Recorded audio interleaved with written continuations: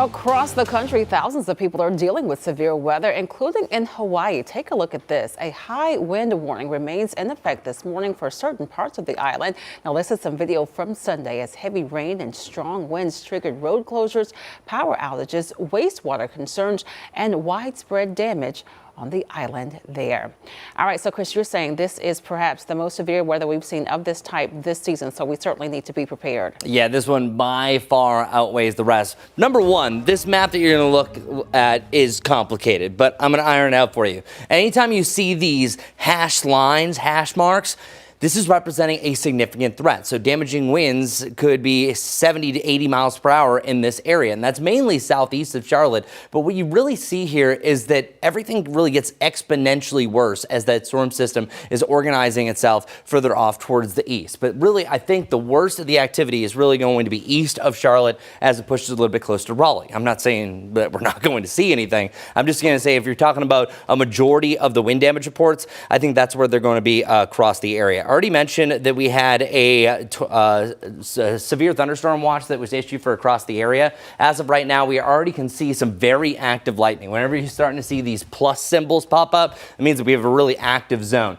These are those positive lightning strikes that literally they're one single strand. Those are 10 times louder and 10 times stronger than the usual lightning strikes that you see fingering really across the sky. But this is now starting to push its way into Burke County. This is going to be round one of many that we see today. Most of the activity that is going to be of the severe nature is really arriving anywhere between about 8 and 2 o'clock. That is also picking up with our futurecast rotation. So these little areas, these lines that you're looking at, that's where you have the highest chance for a spin to the atmosphere. And you notice that it does get a little bit weaker as we get a little bit closer to the Charlotte area before it'll start to reorganize a little bit later on. But I'm going to still keep our tornado window between about 8 and 2.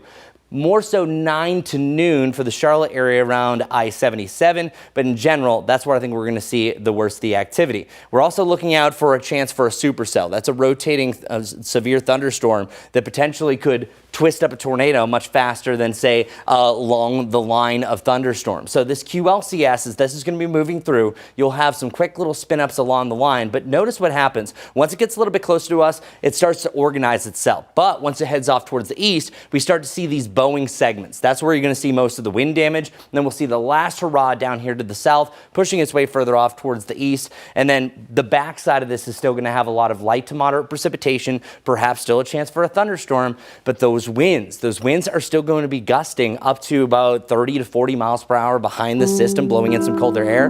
That is still going to potentially bring down some trees. So the fallen tree threat still lasts until the evening. Then we have the cold threat. Right around 30 degrees is what we have by tomorrow morning, and then 48 degrees is what we have for the high tomorrow. 28 for your Wednesday morning, and right around 50 degrees on Wednesday, increasing the clouds. But no worries, we are going to see a significant step up in our temperatures. 63 degrees, and then eventually back to around 83 or 80 degrees closer to about the Saturday time frame. So here, plain and simple, our storm window is opening up really over the next couple of hours. But then right about the mid to late morning hours, that's where I think we're going to have the worst of the activity. Number one is going to be that damaging wind threat. Number two is going to be a chance for those isolated tornadoes along the line. And number three, I think it's going to be really almost a near tie for a chance for some isolated hailstones. Those are more so going to be in some of those singular thunderstorms a little bit later on, I would say in the middle of this morning. And then that flooding potential, a lot of rain is coming with this system. Really, most likely sticking around until about sunset. So not a great day and a big cool down as I already showed you, but at least we do have those warmer hope on the back end of that forecast.